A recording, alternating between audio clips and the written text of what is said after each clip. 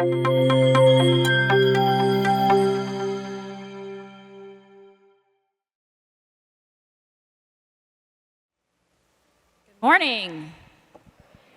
All right. Hard to follow an award, but I think this is an exceptional panel of leaders, and so it's going to be a great conversation. I'm looking for my panelists. Where are they? Hello, panelists. Here's one. Awesome sauce. Okay.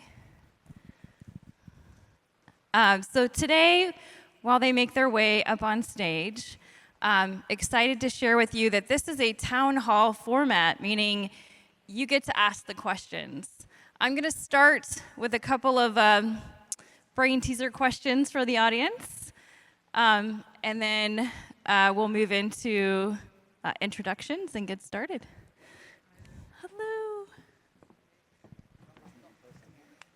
All right. Okay, so just curious, how many people have been thinking about resiliency issues this year? Raise your hands. Yeah. So I think we're with the right folks here to help give some insights into how they're thinking about resilience and how they're planning for the grid of the future. So excited to introduce everyone and get started.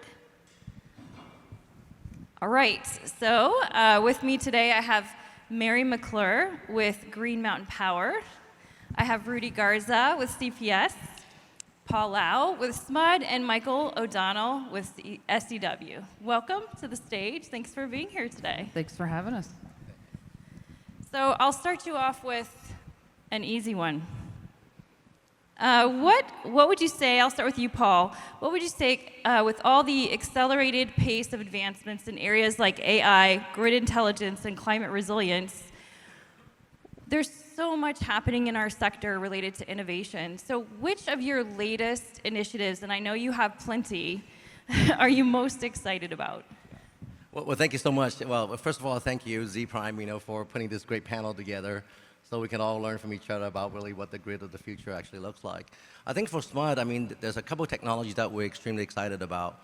I think for those of you who know who knows about California, California is our customers are rapidly adopting technologies that's going to make the grid a two-way power flow grid. And so one of the things that we've been doing, we're extremely excited about, is really start actually transforming our distribution technologies. So we've actually installed an ADMS, Advanced Distribution Management Systems, and then DERMS, Distribution Energy Resource Management Systems, and also putting in the next generation of smart meters. So we're putting in, we're very fortunate, we got a grant from DOE to put in the next generation of the Itron meters, so as we start actually having intelligence at the grid edge. And you put them all together because of the fact that, well, in California right now, we have about, at least in SMUD, we have about 65,000 electric vehicles that's on the road already. We have about 50,000 rooftop solars that we're adding on, about 6,000 a year. So whether you like it or not, the grid is transforming into a two-way power flow. So the technology that's coming on right now is for us to make sure that we have the intelligence happening at the customer site so we can start actually designing programs that actually matches the customer's benefit, that matches customers' lifestyles, and design programs in a way that they can actually help them manage their usage in an environmental responsible manner, but then also it actually brings benefit to the grid itself. So we're also, we're one of the first one to join the energy imbalance market in California, and we have actually put in applications to join the enhanced day-ahead market by 2027, so we can take advantage of all the market efficiencies that's going to come from the West. So that's actually on the grid side that we're very excited about. But then on the internally, we're extremely, I don't think you can go through any conference right now without talking about AI, right? I mean, AI is going to impact every single industry that we know of. So SMUD, right now, we have moved AI behind our firewall with Microsoft, with Copilot. So we have about 500 of those licenses that is spread out between all the business units, learning how from customer service to compliance, to even every day in terms of answering customer questions, using AI augmented to help to improve the efficiency of doing that. So very excited about that. And then some other things that we're excited about is the advancement of robotics.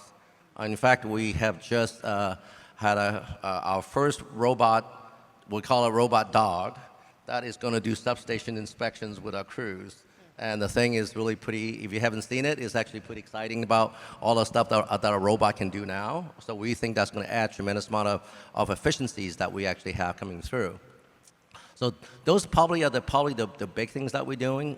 We're starting now to explore using robotics and drones to actually help improve grid efficiencies. We are putting in smart meters and doing a lot of the grid enhancements so we can start leveraging what customers are putting in so that we can have a two-way integrated grid. And then the third one, obviously, is using technologies to enhance the market efficiencies like energy and balance market and enhance day-ahead market. So those are probably the three big things that we're really excited about. It's a lot to be excited about. And I kind of want to send my son to intern with you on the robots. So, Mary, what about you? Yeah, You're well, I doing can. so much. Yeah, it's great to be here, and I'll add a little bit to that, Paul. We were just last week trying to figure out how to use robotics to get inside some confined spaces versus having our crews do that, including thinking about eventually a world where our crews are able to use robotics and other technology, even climb the pole to do some routine stuff. So this is all, you think about the cell phone in your pocket and in front of you. I mean, 15, 20 years ago, that didn't exist, and how much it's changed the world. So if you think about what the future looks like on the grid in 15 to 20 years, it's pretty impressive, I think, where we'll be. So I come from Vermont, where this morning it's about 40 degrees, so I'm quite happy here in this heat. You couldn't hear me complain about it. But Green Mountain Power serves about 80% of the state, and about 80% of the state is heavily forested.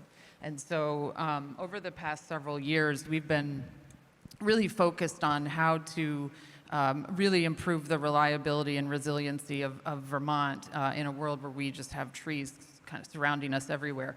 So we launched about a year and a half, almost 2 years ago, we launched an initiative we're really excited about. We call it our Zero Outages Initiative, also ZOI, because you can't not have an acronym in this industry. So we call it the joy of ZOI. But what we're excited about there, and before you get super critical of the name of it, which is what we get all the time, we do in fact expect the grid to go down more frequently, not less, whether it's from weather, cyber, physical attacks, or even potential regional supply issues. So what we did with the zero outages is coupled T&D investments with energy storage. So we have about 300 circuits in the state, and we looked at every single circuit in the first zone of the circuit, so think closest to the substation going into Vermont communities. We're ensuring that we're using spacer cable and storm-hardened overhead tree wire for all of that. Then as you step out a little bit further and off the tap lines there, we're putting almost all of our lines under the ground. And that'll eliminate a lot of not only the outages that come from trees, but the costs associated with vegetation management, and of course, severe safety concerns as our crews work in these extreme weather events. And then the coolest part of the whole initiative, even though the undergrounding is actually pretty cool, is putting energy storage into all Vermont homes, starting with the most rural, the folks furthest away from the substation that sometimes can be off for 5 to 6 days, give them access as a part of our business to energy storage. We've been deploying energy storage for about 10 years now in Vermont homes through a leasing program. This would be an actual initiative customers can participate at no cost to them. And then we tie that storage to the grid when the grid is up, and we use it to peak shave, voltage regulation, all kinds of things, and it lowers costs on the whole grid. So you tie those three things, overhead storm hardening, undergrounding, and storage on every single circuit in the state. We'd have about 1,000 megawatts of stored energy, short-term stored energy, and we'd be able to unhook Vermont from the regional grid if we had to. You never know. Michael, what about smart energy water? Yeah, lots of exciting things going on. I think, first of all, for those who are unfamiliar with SEW, we focus on systems of engagement specific to utilities. So when you think of customer engagement, you think of workforce engagement, you think of grid operations, and all of how that comes together. That is our singular focus. I think for me, one thing while Paul was talking, I was thinking about the e-mobility program that we're now working on at SMUD, which is extraordinarily exciting for us and really thinking about how we approach de-risking the deployment of the charging infrastructure for EVs for the communities that you guys serve. I think for us that kind of platform as a service approach is really, really interesting. But I think I'd be remiss if I didn't say that the thing that is most exciting to me right now is really AI. Now, AI can mean a lot of different things, right? And Paul gave an example of, kind of what I would describe as a more general use function. For us at SDW, everything that we do is utilities focused, right? So when we sit there and think about how do we provide value to the utilities and leveraging the AI platforms that we use, it really is about being specific about delivering outcomes that are going to provide value for the utility and the customers that they serve. So we call it vertical AI, but when you think about how we go about doing that and the frameworks that we use and the relationships we have within the utilities industry, we're really able to infuse that through the entire life cycle across all those systems of engagement with the frameworks that we have in place to deliver those outcomes. So extraordinarily exciting. All right. Rudy, last but not least. Well, first off, for everybody coming in from out of town, welcome to San Antonio. I hope you have a good time down on the Riverwalk around the Westin and spend some money while you're here. We're in one of the most exciting times in my 30 years that I've been in this industry. I characterize the change happening as you've got all these, kind of massive variables that are coming together all at one time. You've got, old generation you got to take off. You got the proliferation of renewables and solar and batteries that really, here in Texas, kind of, won the day over the last couple of summers that are really helping us deal with some of this extreme weather. But you got all these variables moving around, and then you got the ground shifting underneath you at the same time. So we're operating, utilities in this four-dimensional world that, that requires a very focused strategy. And so the things I'm most excited about, and quite frankly, I took I took a page from Paul Lau's playbook. I was like, hey, if SMUD can have a long-term strategy, why the hell can't we have a long-term strategy? And so last year, my team and I, we created what we called our Horizon 2050, that really works together with our Vision 2027, shorter-term strategy that we're about to stretch to 2030. And together, that kind of creates a roadmap for how we're going to get from where we are today into the future. So I'm really excited about that strategic, plan that we've been able to put together, in one of the highest growth communities in the country. So that's probably, number one. Number two is, given that growth, we've had to get really aggressive about our generation and our transmission investment here in San Antonio. So, we've really stretched our balance sheet, had good conversations with our community about the need for rate support when it's necessary. And, we're about halfway into a 6,000, megawatt, generation growth strategy. We made a lot of progress in a short amount of time, thanks to, my team that, brings it every day and understands what we're trying to accomplish. But we're got to invest $1 billion a year for the next decade in order to stay ahead of it, because if you fall behind, you're never going to catch up.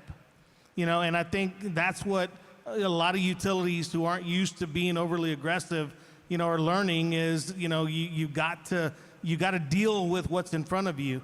And then finally, from a customer's perspective, we're upgrading our ERP system, which is always, a fun process, that is necessary, but we're operating a Windows 2000 version of our system right now. So, the work that's ahead of us in that space really will transform our customer experience in a way that our customers are demanding right now. And anybody who thinks they're going to give it to their customers the way they want to give it to them is just fooling themselves, because our customers right now are much more engaged, are much more, proactive about how they want to engage with their, utility. And if you don't find a way to meet them there, you're going to lose them. You're going to lose the right to serve those folks. And I think it's something we all got to be paying attention to right now. Yeah, I think you're dead on with that. Another softball question for you. As we enter an era of a somewhat fluid and unpredictable federal policy landscape, how are you adjusting? You've made these amazing plans. You've got some highly innovative efforts underway. How are you adjusting to any potential curveballs or planning for curveballs headed your way? Mary, why don't you start? Well, I'd say, to continue the baseball analogy, you can't swing at every pitch, and particularly if you got a pitcher up there throwing curveballs. But you also have to keep your eye on the ball. And I think what we're doing is our strategy certainly survives any back and forth that might go on at a state level or a federal level, but it might affect the pace of it. And so it's being able to, like in New England, for example, as we look out at more clean energy solutions, they're coming from outside Vermont. Vermont is largely importing our big energy resources. And so if, offshore wind is delayed or things like that take a little longer, it might take us a little longer to get where we're going. But it hasn't necessarily stopped us. It just changes the pace. We might have to pivot and try shorter term solutions for a little bit. But I think, not separating the signal from the noise kind of on a daily basis, I definitely feel we're doing quite regularly. Michael, how about you? Yeah, I actually, when thinking about this question, I actually think about the theme of this conference, the ethos. So I think it really is about balance and not getting ahead of yourself to try to chase after every single thing that's out there that comes along that could be helpful in dealing with that disruption and being thoughtful and having a really good long-term plan. And obviously, you'll need to adjust that plan, but I think it's important to make sure that you're not overreacting to kind of things that happen, and you make sure that you keep that balance. From a systems perspective, we have all these different things in place as far as foundational systems, systems of record. You have a lot of operating systems. All these systems are now they're more advanced as far as the technology and the ability to actually pull data off of those systems. And I think when you start to think about how to be able to deal with that disruption more effectively, you really do need to have a layer on top of that from an engagement perspective that allows you to be able to respond to kind of those dynamics as they pop up, whether it be regulatory, whether it be something like massive load growth that comes online very, very quickly that was, quite frankly, maybe somewhat unexpected. So I think, making sure that you have the right foundational systems in place, that you keep clean, green, keep the data tight and drive efficient kind of processes through there, and then have something up top that allows you to be able to respond more quickly to the changing market dynamics, I think is extraordinarily important, and that's where our focus is. Paul and Rudy, you both have roadmaps, right? You both have plans. Has this impacted anything for you, Rudy?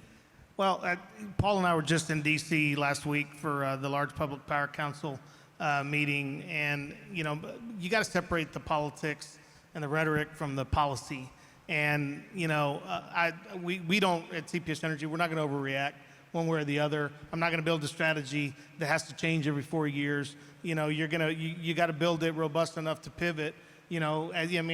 If tax benefits go away through the IIJA or the IRA, then we'll deal with that. And if that means that costs, there are cost implications to the tariffs and other things that are happening out there, you got to be transparent with your customers about what's happening and how you're going to try to to deal with it as best you can. But you have to stay focused on what you control.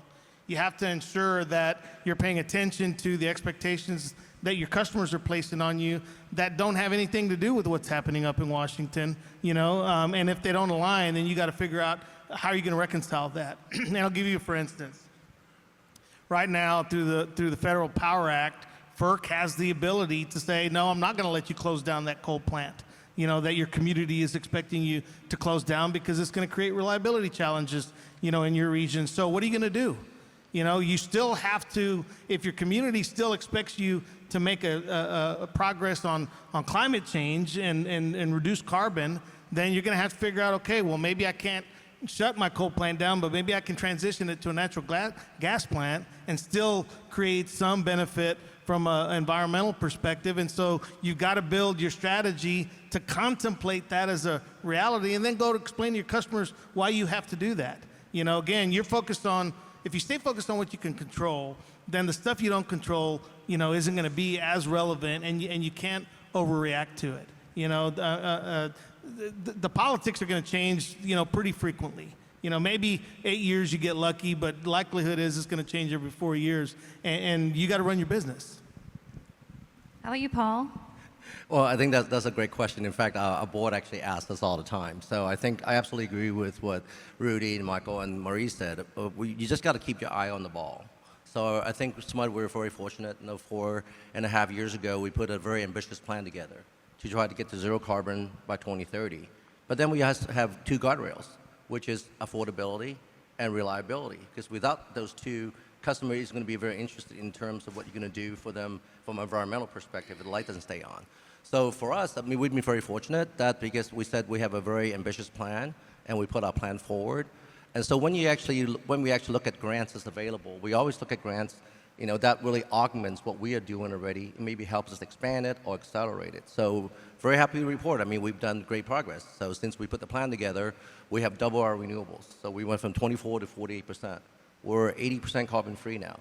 But at the same time, we have contracts for about 1,500 megawatts, you know, of renewables, and another 1,500 that we are looking at in terms of bringing on by 2030. Now, one of the biggest impact to us from this particular piece is that we have about $400 million worth of grant between us and our partners.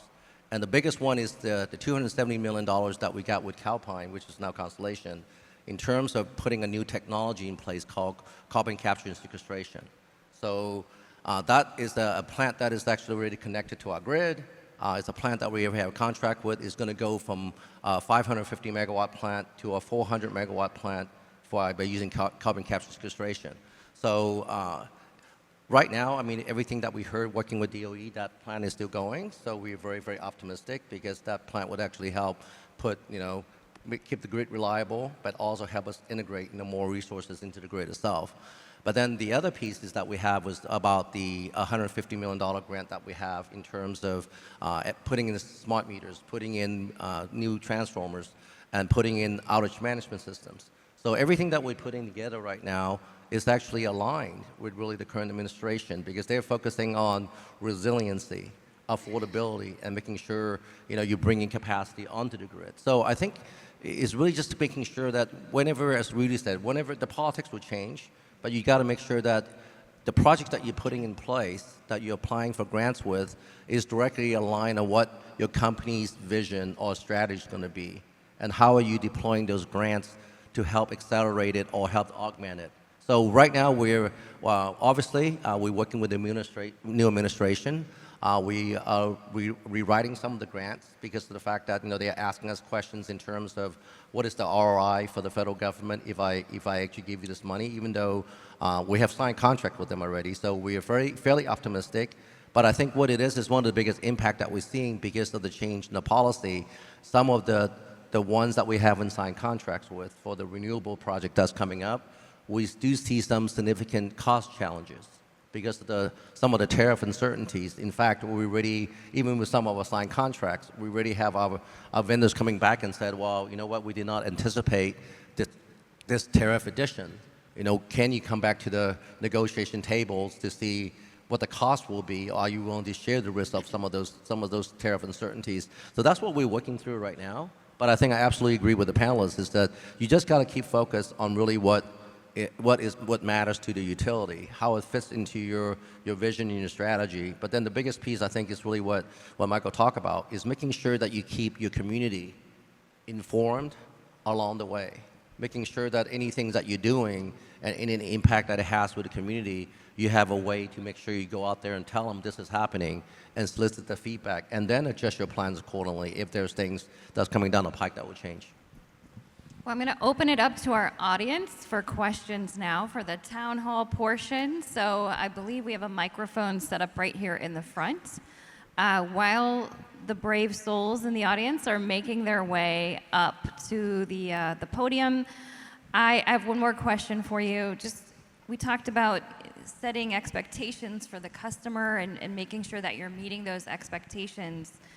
How do you find the balance between passion and commitment to what you're doing and the caution and conservative, needs to balance the reliable grid when you're trying to meet the needs of your communities and different types of communities? Rudy, why don't you start? Well, I'm proud of the fact that we are, we have 8 to 10 events a day, 6 days a week, somewhere out in the community where we're constantly talking to our customers. And one of the things that I think we got right 4 years ago when, we were trying to put our plan together is say, hey, instead of figuring this out for ourselves and then going to convince our customers that we're right, why don't we start with our customer, and get their input and then work that into a strategy that, we don't have to fight about. And that's what we did.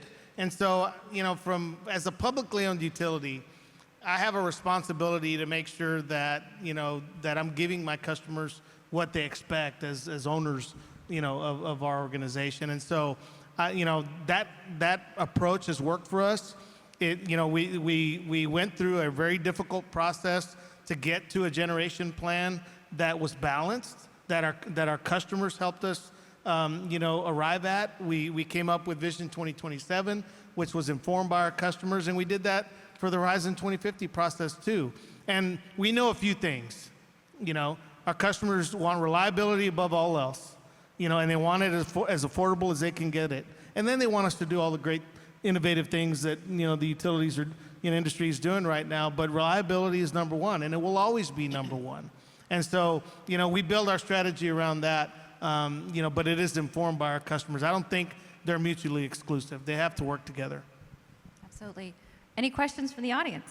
I think I see one brave person walking up.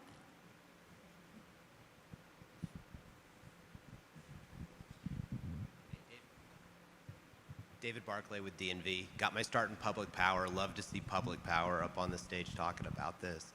My question's about the last part of the title, which is customers, and how they're going to help in the resilient grid of the future. In 20 years, we've been talking about meeting customer needs. Are we prepared now as an industry to ask customers to be more part of the solution? And I feel like there's been some hints of that in the conversation so far, but where we saw opt out versus opt in for time of use race in some parts of the country. We're seeing more virtual power plants. So maybe talk about that for a minute. Are we going to ask more from our customers to be part of the solution? Thank you. Who wants to take that one? I can take that one. I think what it is that what Rudy said is absolutely dead on. So first of all, I think being a public-owned utility, you need to engage the customer at the very beginning. So like Rudy, when you put your plan together as SMUD, when we put our vision together and our plan together, we started with the community first. We actually had almost 24 community meetings with 900 community leaders to talk about really what they expect from the utility. So, they expect us to be authentic, they want us to be transparent, and most of all, they want us to make sure, as Rudy said, you do everything you can to keep the lights on, and you make sure you keep the rates affordable, and then you do everything you can to be environmentally responsible. And then the other big piece that we heard from our customer too is that you need to make sure that no community left behind. So that's why I think our board together worked to create what we called community benefit plans. So we actually went to our customers. So last year we had 1,400 community meetings. I think our board of directors, we have 7 of them, that attended over 600 of those meetings to get direct input from our customers. So I think what your question is absolutely right. Well, in California right now, our customers are making huge investments. As you heard me talk about earlier, we have about 50,000 rooftop solars. And then one of the things that we're doing right now, we said, okay, well, customers are putting an investment in. How do we optimize that investment not only just for them, but also for SMUD? So we're offering incentives, like what Mary's doing is in terms of we're offering up to $5,000 per batteries, up to $10,000, so that they can actually, when they put in the rooftop solar, they can actually use the batteries to help them with the rate arbitrage, but more importantly, for resiliency. Because California, we have heat waves and storms that we never had in literally decades. So what was supposed to be, storm of the century is happening every other year. The heat wave that never has happened is happening more and more frequently. So one of the things that we found out was so important was during the heat wave that we had at 2022. We had, in September, we have over 13 days of 106 degrees, and the grid was completely stressed. In fact, we had the California Independent System Operator CEO going online on YouTube saying that, be ready for a rolling blackout, be ready for rolling blackouts. But when the day actually came on the September 6th, when it hit 116, we just actually went to our customers and said, hey, you know what, the grid is really stressed today. Can you voluntarily pre-cool or drop, or reduce your load during the peak hours? We just need you to do it for 4 hours. We were able to get 170 megawatts out of a 3,300 megawatt system just by the old-fashioned way, calling a customer to be part of the solution.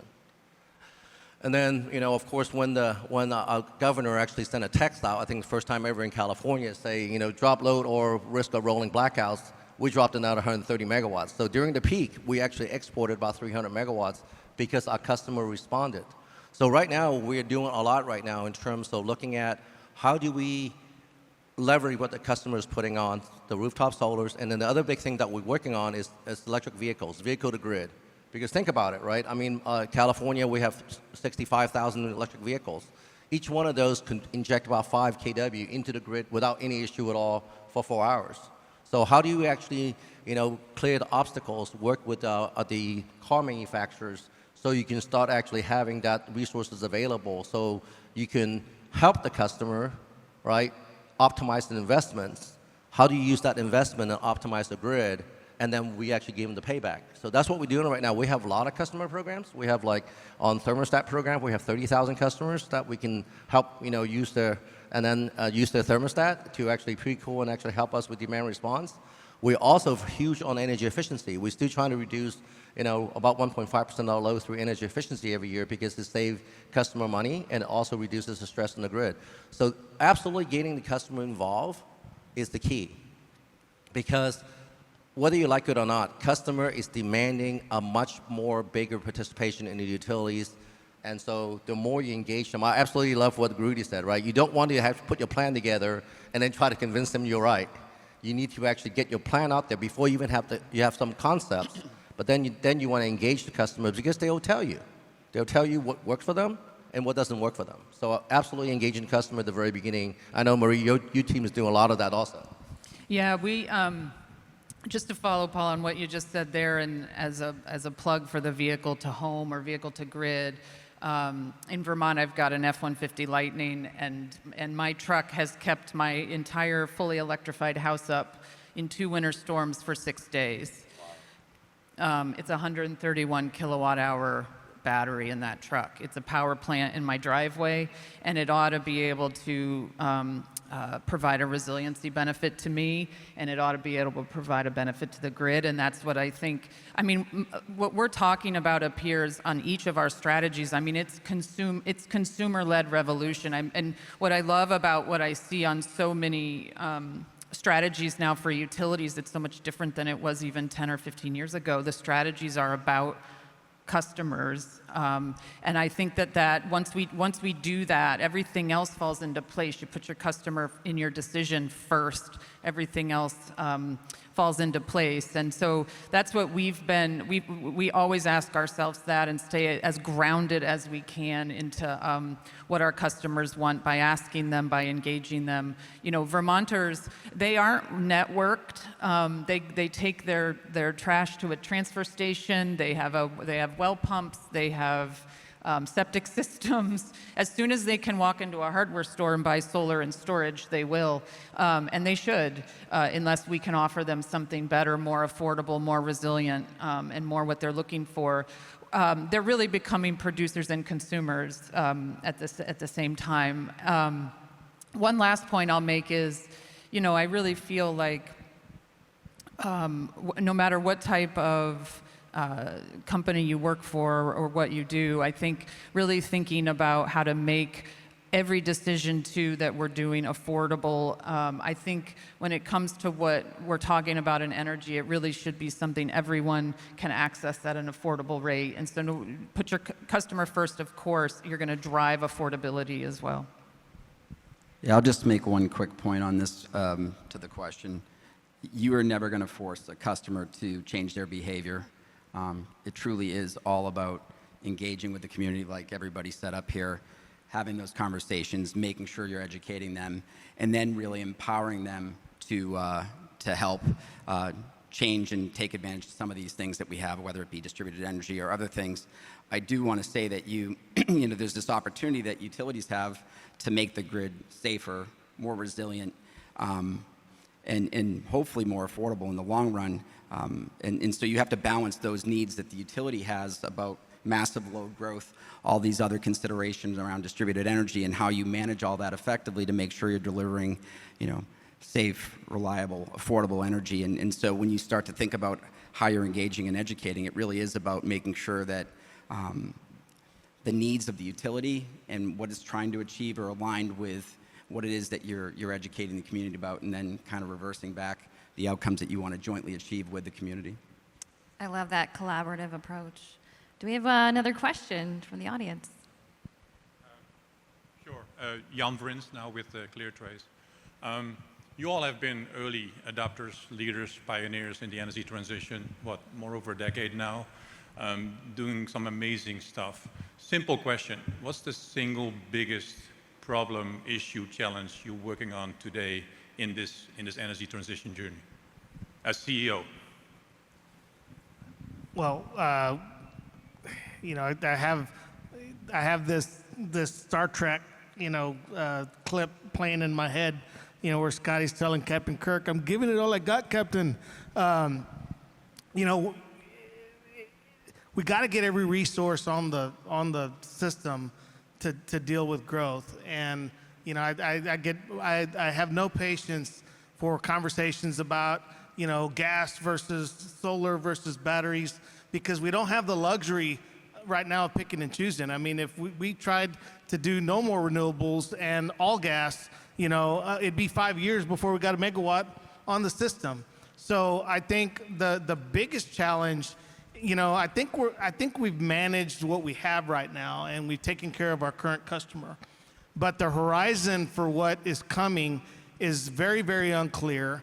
You've got to kind of put a flag in the ground and say, this is what I'm planning to, and then go be really aggressive about the resources and the transmission that you've got to build, all of which, is somewhat in your control, and a lot of which isn't in your control. I got 77 transmission projects to build over the next 5 years at $2 billion in order to meet the substantial data center growth in my community. I've got an obligation to serve those folks that show up at my doorstep, but trying to figure out who's going to show up and who isn't, it's a challenge right now. And so, nobody's going to feel sorry for us. We got to figure this out, and we have to be, thoughtful about ensuring your current customers aren't picking up the tab for, these big data centers, because that's not going to fly either. So, so we're trying to do it in a way that, that ensures our rates continue to be affordable, but get us there at the speed, that is possible. It's never going to be at the speed the data centers want it to be, but it's going to be at the speed of what's possible if we get our process right. But a lot of uncertainty, a lot of financial commitment that you're going to have to figure out how to pay for, and you're going to have to explain to your customers why it's necessary. And all of that creates a very, very challenging situation. Yeah, so, I mean, there's a lot going on right now, and when I think about the biggest challenge, it really is about, when you think about AI, you think about kind of the possibilities around general intelligence being here sooner than we think, and then quantum computing and the advances that are being made in robotics, and then how this all gets applied practically to our industry and what that means. To me, it feels like we're at this point in time where, you never know when you're in it, but it really does feel like, this could be like Edison and the light bulb right now. We're at the beginning of a really, really dynamic time. And I don't know if anybody saw, but recently, Microsoft announced that as part of their initiative around quantum compute, that they actually discovered a new matter. And you start to think about what that actually means. the implications are massive. So for me, it's really easy to get caught up in kind of, all this stuff that's out there and what could happen over the next 10, 20 years to, our industry and our world in general. I think it's important to stay focused on the practical application. So at SDW, we really are reverse engineering from what are the outcomes we can specifically achieve for the communities that the utilities are engaging with and the workforce that enables those communities as well as the grid, and just really keeping it focused on that and really driving outcomes right now, because I think that's important. As all these things continue to accelerate and the evolution continues to happen, I think at the core, if you're actually producing outcomes, then you're going to be in a good place. Mary, what's keeping you up? Oh, that's my framing of it was what is keeping me up. Safety. So safety of our customers. I think a lot about that, particularly in the New England winters when we have significant power outages, and what technologies we can deploy, batteries, storage, to keep them safe, and then the safety of our field forces who are out working in it. That's what keeps me up at night the most. And then secondly is just quickly on cost. I think real concerned we're going to build out this massive multi-billion-dollar transmission system, have it feed a distribution system that goes down all the time and doesn't serve customers well, or vice versa. You have a distribution system that really supports customers well, but a transmission system that doesn't. So it's the combination of those two things and all the costs that I think about quite a bit too. All right, you get the final word, Paul. It's very much like Marie's. I mean, I think internally the first thing that we actually look at is safety. I mean, I think it's very fitting this morning to hear Rudy, talk about him getting the award for keeping his crew safe. So for us is that we have this drive as much to try to get to zero, like no injuries, and we're very happy to report in the last decade we reduced it by over 90%. But we still have about 12 individuals that gets hurt every year, and we try to get to zero, because that's really one of the things that is top of our mind, because there's a lot of inherent risk, in the line of work that we do, especially when they're out there during the storms and during heat waves. So that's probably from an internal customer and, from an internal employee perspective. That's what's keeping me up at night. The big one for us right now is the affordability piece, because even though SMUD's rate is one of the lowest in California, but we know it's still high. I mean, if you talk to our customers, we have 100,000 customers that's low income. And so we know every dollar we take out from the rates, we take out from the local economy. So we know with California, especially with some of our environmental mandates, it has, with the cost actually continue to go up because of the fact that we're spending a tremendous amount of money because all the crazy weather that we've been having, the grid hardening piece that you talk about. So it's balancing about the investment that you need to do to keep the grid reliable among those adverse weathers. At the same time, you got to make sure that you're bringing on renewables to meet the mandates from the state. And now you have this lot of federal and state uncertainties in California right now. They're thinking about putting mandates on what the utilities can charge for rates. So which is extremely concerning because of the fact that we didn't really want to be caught up in terms of a lot of the legislation that it has unintended consequences. So we spend a lot of time making sure we educate our legislators about, what's a good policy, what's a good mandate versus really a mandate that will be detrimental to our customers.